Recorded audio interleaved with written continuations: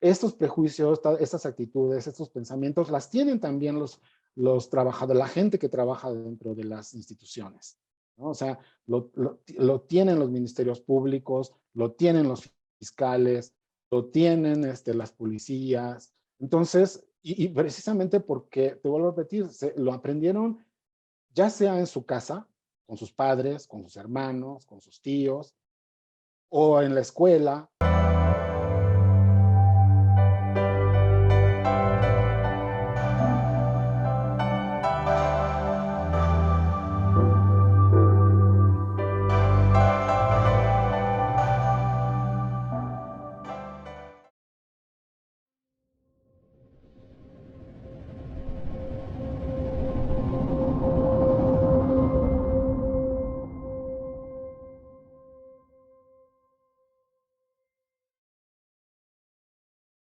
Hola, ¿qué tal? Bienvenidos a este espacio de las reporteras. Mi nombre es Patricia Gutiérrez y trabajo pues redactando las notas para la jornada de evento, las que usted lee todos los días. Y en esta ocasión me da muchísimo gusto saludar a Onan Vázquez Chávez, quien es presidente del Consejo Directivo de No Dejarse es Incluirse, mejor conocido como Vida Plena. Onan, bienvenido a este espacio, siéntelo como tu casa. Muchísimas gracias, Pati. Un saludo a todo tu auditorio.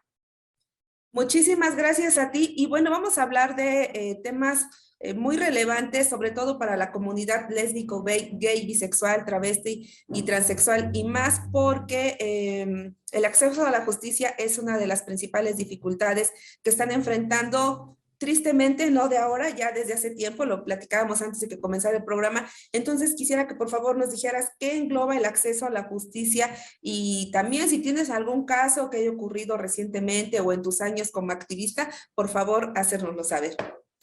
Sí, bueno, nosotros en la organización hemos venido trabajando a dos ejes principalmente, tenemos más, pero los más fuertes son precisamente el acceso a la justicia y el acceso a la protección de la salud.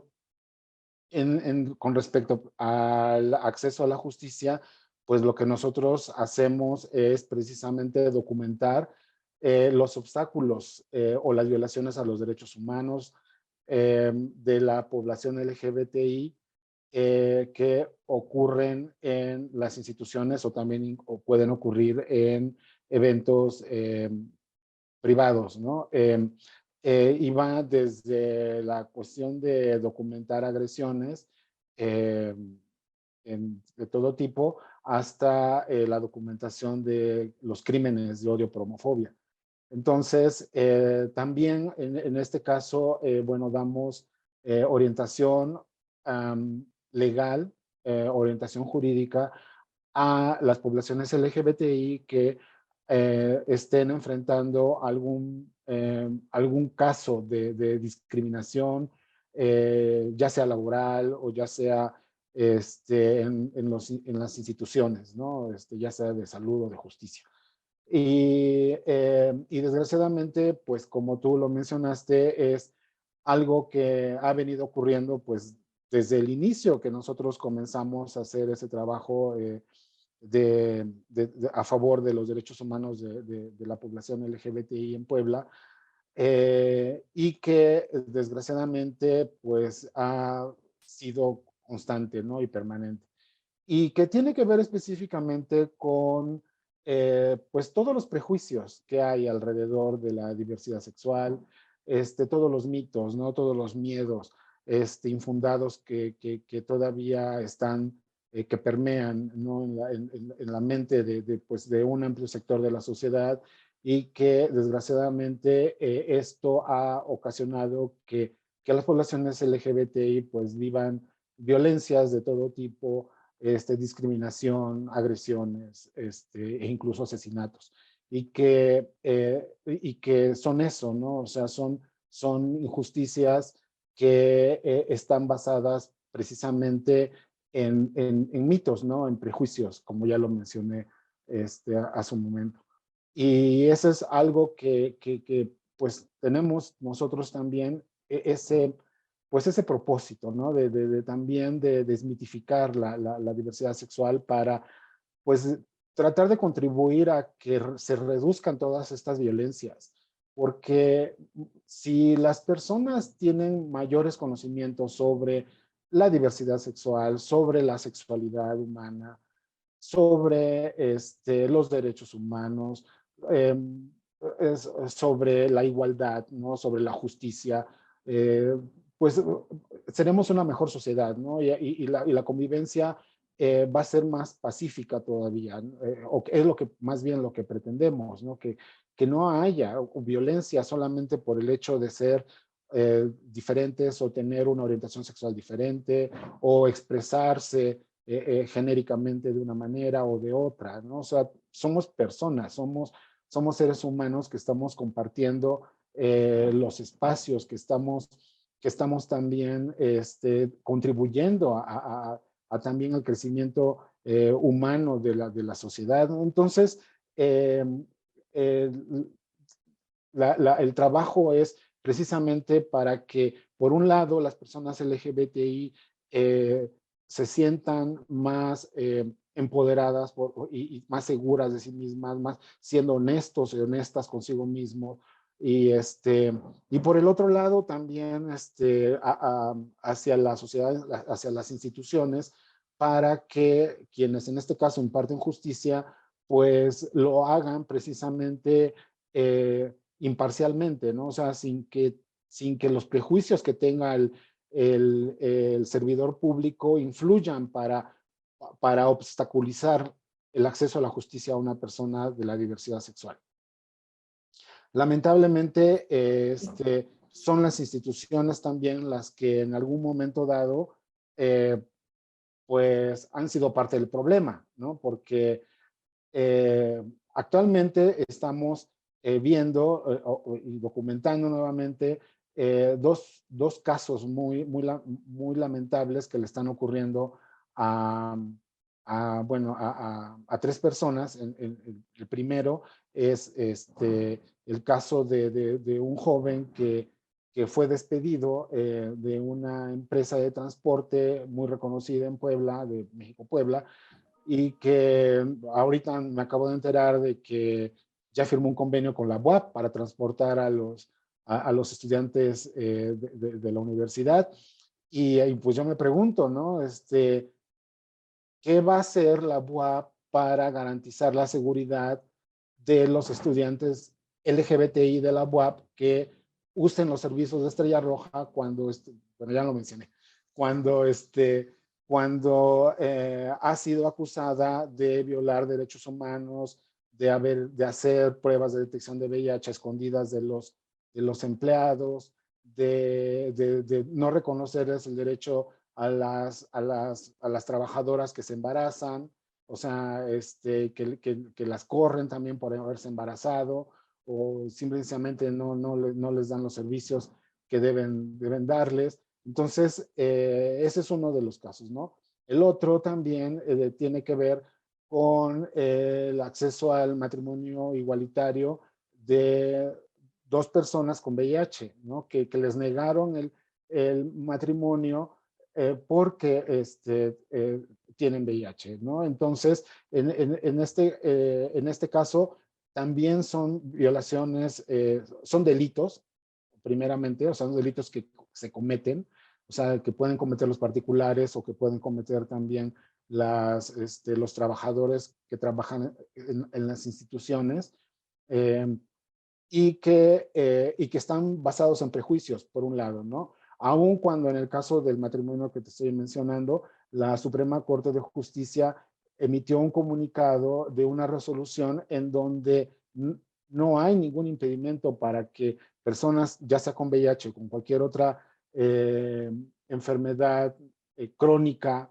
en este caso, porque al final de cuentas el VIH es una enfermedad crónica, se puede controlar, ya no es una enfermedad mortal, tampoco es una una enfermedad incapacitante, pero desgraciadamente se han seguido cometiendo estas injusticias, ¿no? Entonces, por eso es que la Suprema Corte emite este comunicado determinando que no hay ningún impedimento para que una persona o dos personas que se quieran casar eh, teniendo alguna enfermedad de estas características, y siempre y cuando estén informados y que sea voluntario, no habría, el Estado no tendría por qué oponerse, ¿no? O sea, y mucho Claro. menos un trabajador de la institución. Sí, claro. Ahora también algunas dudas que tengo es, por ejemplo, si un matrimonio entre personas del mismo sexo ya se logra ante el registro civil, ¿qué obstáculos se están enfrentando? Porque esto también obviamente a la pareja le da derecho a la seguridad social, a que puedan comprar una casa juntos, bueno, hay muchos beneficios, a que se le pueda quedar la pensión. ¿Esto qué tanto se está haciendo realidad para las personas homosexuales? Mira, en algunos casos sí ha sido quienes han podido acceder a estos derechos, obviamente ya los tienen garantizados, ¿no? Sin embargo, no todos han podido acceder a estos derechos precisamente porque se han enfrentado ya sea a servidores públicos que no tienen conocimiento y que sus prejuicios hacen que obstaculizan el derecho o lo niegan, ¿no? Precisamente por los prejuicios que mencionábamos. También es cierto que no solamente está el lado de las instituciones y de las personas que trabajan en las instituciones que deben dar este servicio sin discriminación, sino que también existen las familias, ¿no? Por ejemplo, ahorita que mencionabas el caso de que una pareja pudiera adquirir algún bien inmueble, supongamos un departamento, eh, y resulta de que uno de ellos, pues a lo mejor no se lleva bien con la familia y muere. Entonces esta familia lo que quiere es despojar al viudo de la propiedad que compraron juntos, ¿no? Entonces todavía se sigue viendo este tipo de acciones por parte de algunas familias que no respetan la decisión de su familiar y que quieren despojarle a la pareja de los bienes que adquirieron juntos, ¿no? Entonces, también tenemos ese tipo de casos, también los tenemos documentados y que siguen ocurriendo. Ahorita está precisamente un nuevo caso más de esta naturaleza en donde el viudo está tratando de conservar el departamento que compraron juntos y que la familia ya lo amenazó, ¿no? De quererle quitar el bien. Entonces, nuevamente estamos dándole asesoría para que pueda conservar este patrimonio que hicieron juntos y que la familia del difunto no se la quite al viudo, ¿no? En este caso. Ha ocurrido también con mujeres lesbianas, ¿no?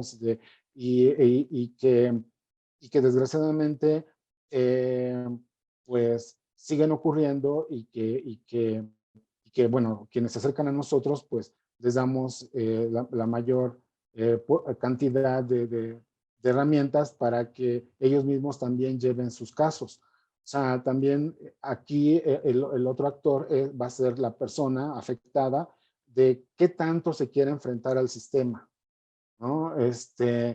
Y qué tanto tiene tiempo, ¿no? Tiene también incluso recursos económicos, porque acceder a la justicia no es para todos, desgraciadamente, ¿no? O sea, quizá a lo mejor las personas que tengan más posibilidades económicas accedan a la justicia quizá un poco más rápido, pero desgraciadamente cuando ocurren estos casos de discriminación, muchas veces lo que nos dicen en la fiscalía es que no procede porque no se puede demostrar la discriminación, ¿no?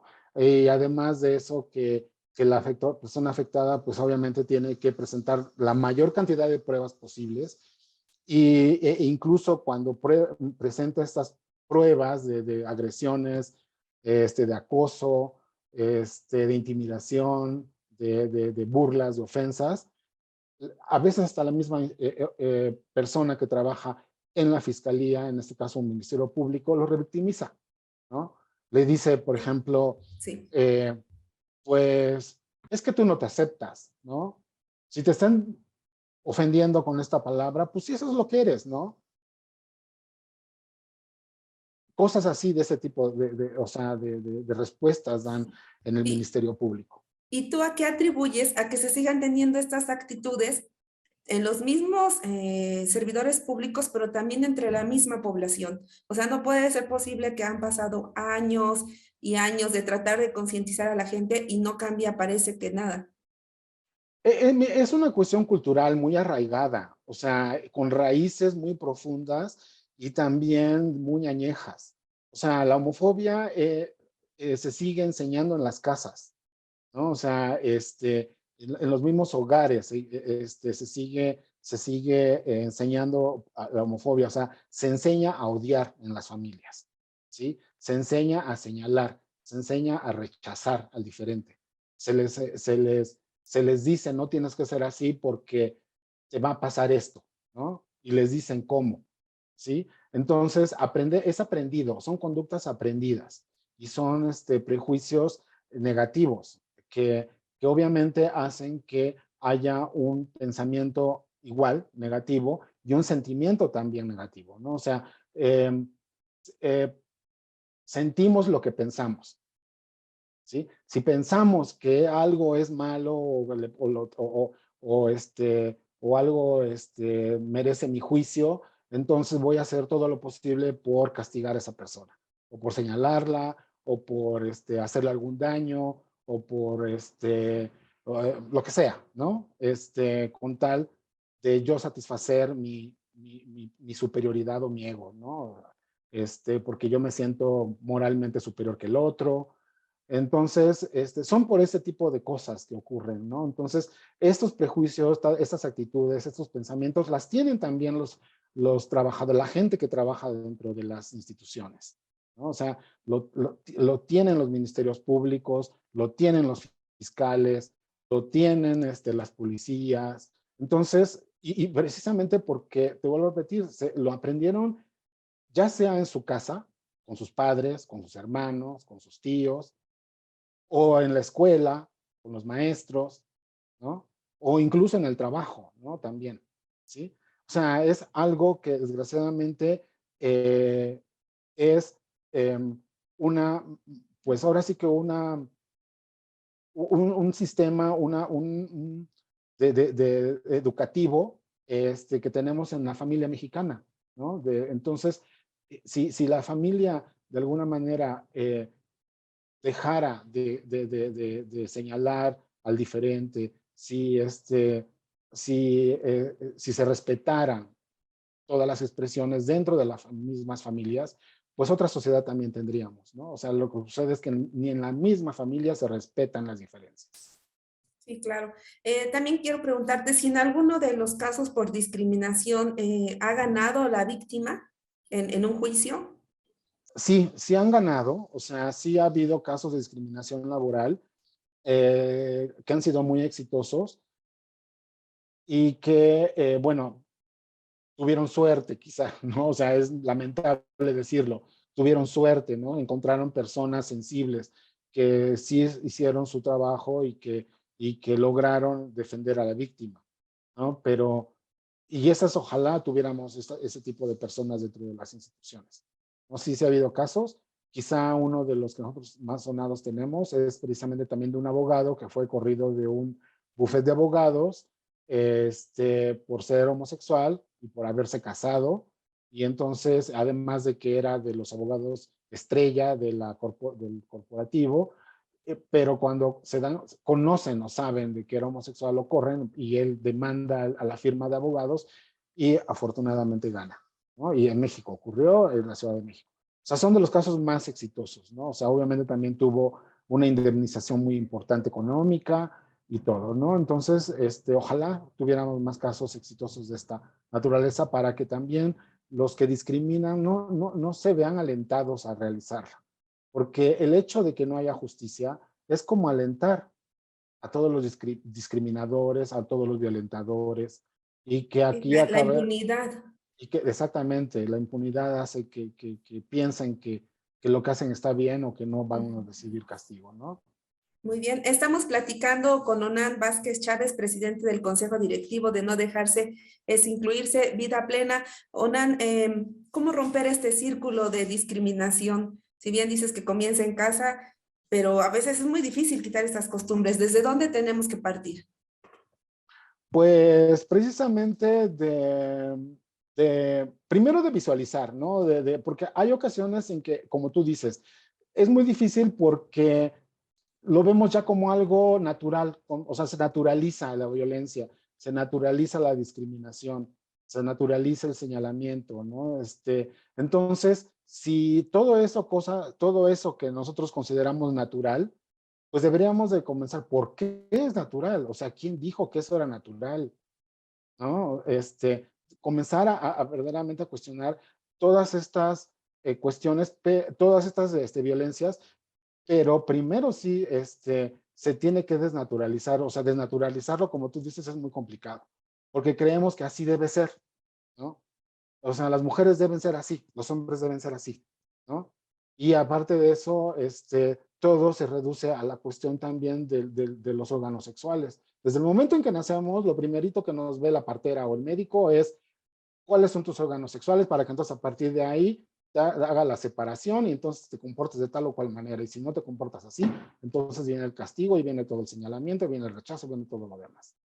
Cuando en realidad la diversidad humana y la diversidad sexual son muy amplias. Si tuviéramos eso conscientes, si estuviéramos verdaderamente conscientes de que la diversidad es lo natural, comenzaríamos entonces poco a poco a derrumbar una gran cantidad de prejuicios y mitos que tenemos todavía en la cabeza. Bueno, también el trabajo de las autoridades, Ah, qué están haciendo, y sobre todo ahora que hay pues autoridades de derecha del PAN, al menos en el municipio de Puebla. sí. Bueno, en el caso de estas dos instituciones con las que hemos hecho más trabajo, que son la Secretaría de Salud y un poco menos con la Fiscalía, pero sí tenemos casos exitosos. Por ejemplo, en la Secretaría de Salud, la jefa o la responsable del programa estatal de VIH ha permanecido ya en el cargo más de 13 años. Y eso es positivo porque está dando, aún con las limitaciones que tiene la doctora, está dando resultados, no buenos como quisiéramos, porque no depende nada más de ella, también depende de sus superiores, ¿no? Y depende de muchos otros factores también, como la cuestión de los presupuestos, la cuestión de los contratos, ¿no? De los trabajadores de la Secretaría de Salud, ¿no? O sea, lamentablemente tenemos conocimiento de que les dan contratos para 3 meses, luego los descansan no sé cuánto, les vuelven a otros contratos para... Entonces, esas intermitencias, pues obviamente tampoco benefician o fortalecen la respuesta, por ejemplo, de la prevención del VIH, ¿no?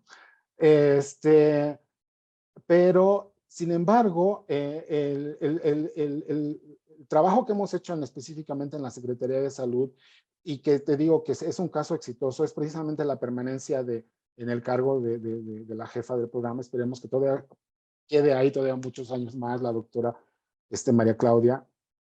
Y también el trabajo que hemos hecho con la directora del Capacit, precisamente para reducir el estigma, para reducir la discriminación, para que las personas que requieren el servicio, se les dé el servicio que requieren. Las personas acuden a las instituciones porque tienen un problema y porque tienen una necesidad, no por gusto.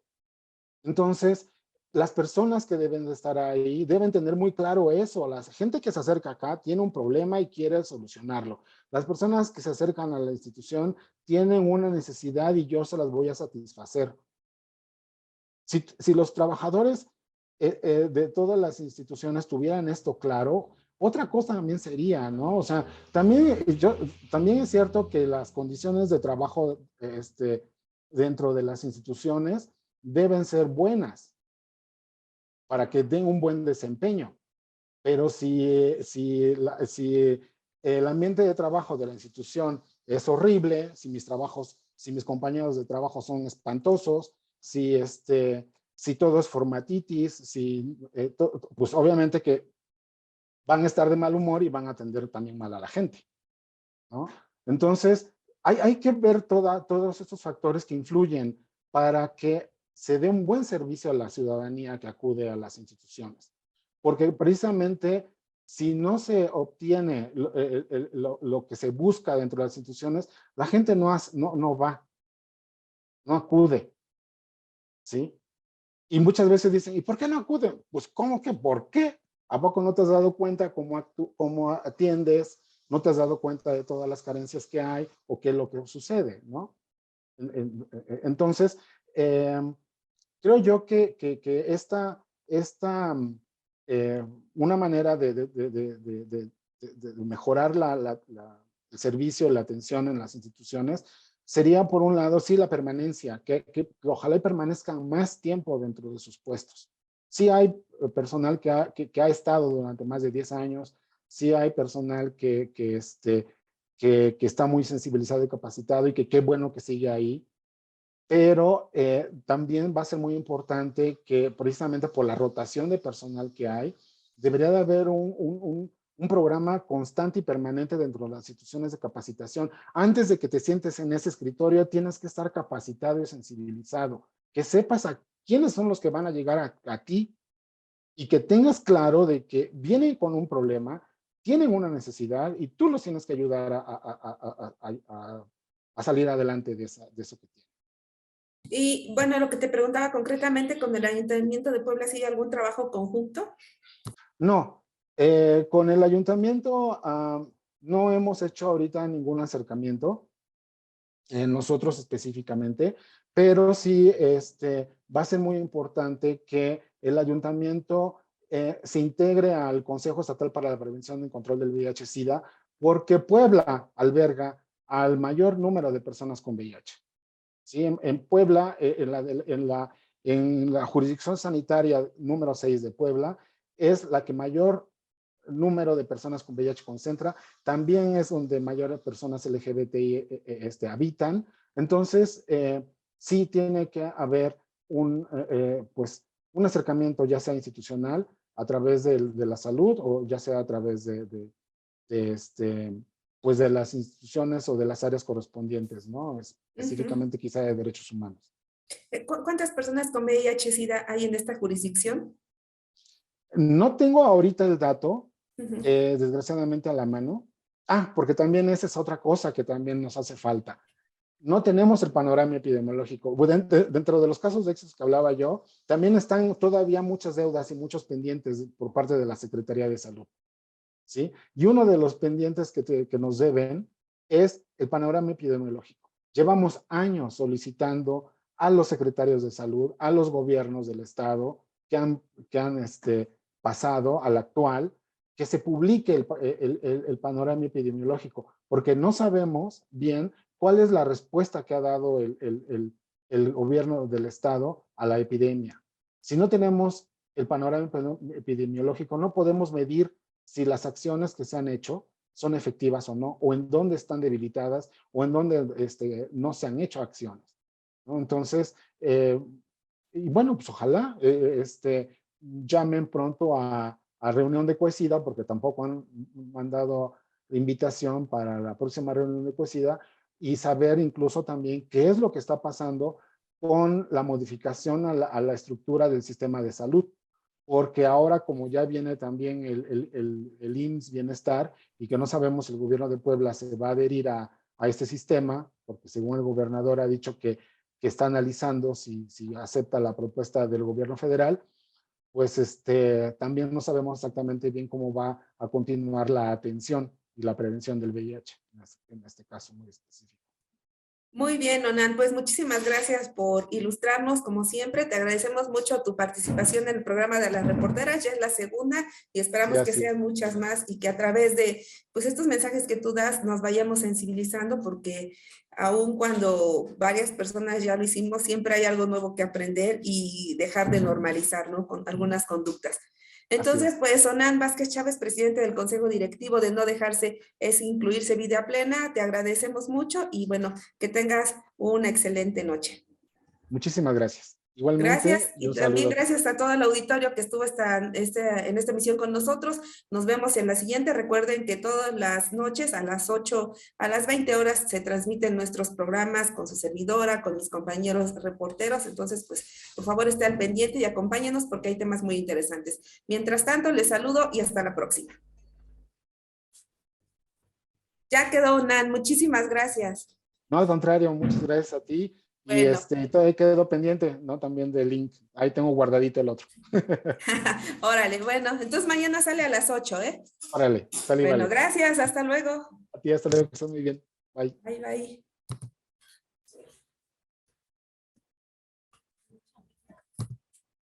bye.